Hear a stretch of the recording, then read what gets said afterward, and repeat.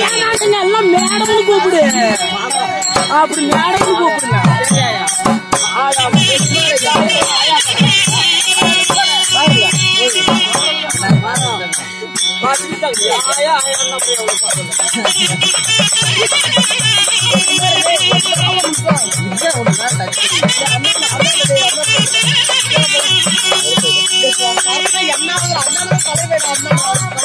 மூணு மணி நேரம் 56 ஓடிக்கு ஒரு அண்ணா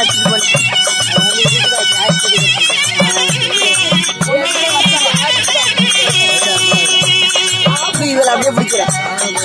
இதுலயே பிடிக்கிறாங்க.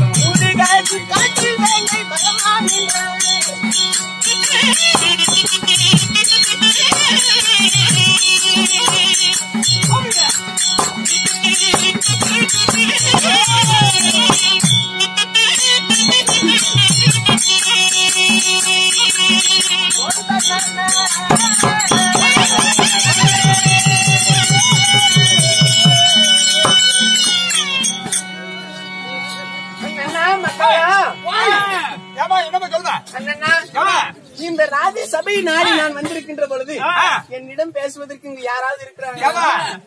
ஒரே மெட்ராஸ் போயிருந்தேன். ஐஸ்வர்யா ராய் கூட்டலாம் கிடைக்கவில்லை. தங்கச்சி ஐஸ்வர்யா நாய். ஆமா நாய் எந்த கடத்துல தண்ணி போடல போயிருக்கணும்.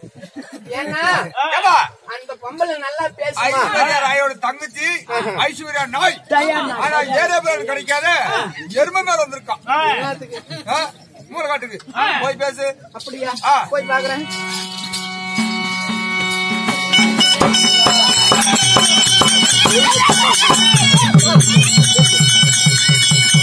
ஏண்டி கொட்டப்பள்ளி தனிமூஞ்சி, ஏண்டி என்னடி ஒரு கொட்டப்பள்ளி வந்து இப்படி இடிச்சுட்டு நிக்கிற ஆளை பாரு, அவளை பாரு, மூஞ்சி பாரு, மங்கி மூஞ்சாட்டும்.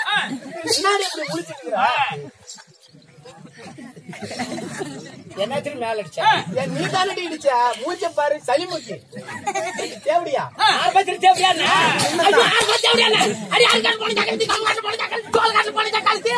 ஒரு மூணு மேல பிடிச்சா காய்க்குது. பாரு கொஞ்சம் பூச்சால ஓத்த பூஜை மாமனார் 6 மாவத்தை ஓத்த பூஜை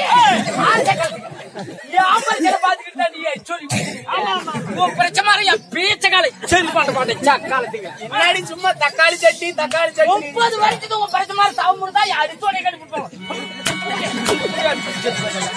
தேவடியா சக்காலத்து யாரு கால பிய்ய யாரு காலக்கா இருக்கிறது? ஏக்கா என் காலில் போட்டு எழுத்து அவ தலையில போட்டு தேவடியா சக்காலத்து 30 வருஷம் உங்க பிரச்சனை சாப்பிட்டா கூட நான் மூத்துரு ஒரு இடத்த கண்டுபிடிக்க மாட்டாங்க. அவளால என் கூட பேச முடியாது. பாருங்க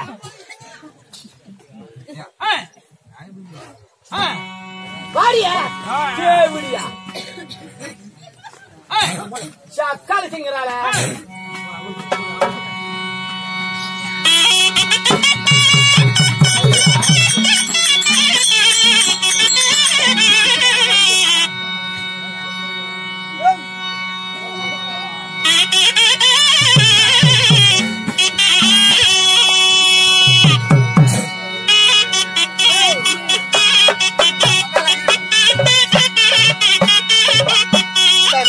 என்னடி சக்காலத்தி சந்தைக்கு வந்தல்ல அப்படியே கிளம்பு.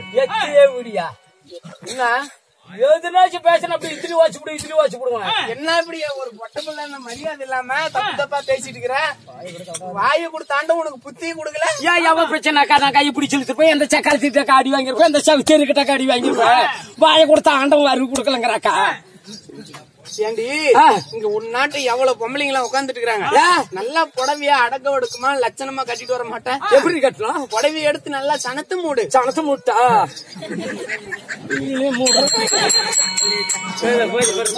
ஏமா சனத்தை மூடிவிட்டா கூத்தியா இருக்கும் புருஷனா பாப்பா. ஓயா பிரச்சனை வந்து கூத்து பாப்பாங்க. நீதானி சனத்தை மூடி சொன்ன. சனத்தை மூடுன்னு அவங்க இல்ல புடவை எடுத்து நல்லா மேல போடி சொத்த பள்ளி கிளவி அப்படி சொன்னா போச்சு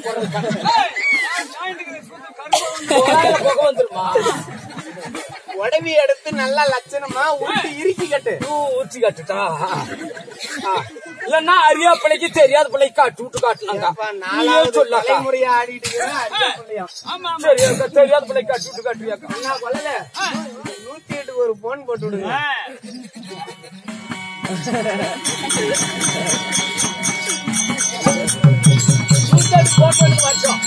இப்படி ஒரு பொம்பளையா இருந்தா என்னாட்ட இப்படி அடக்க ஒடுக்குமா?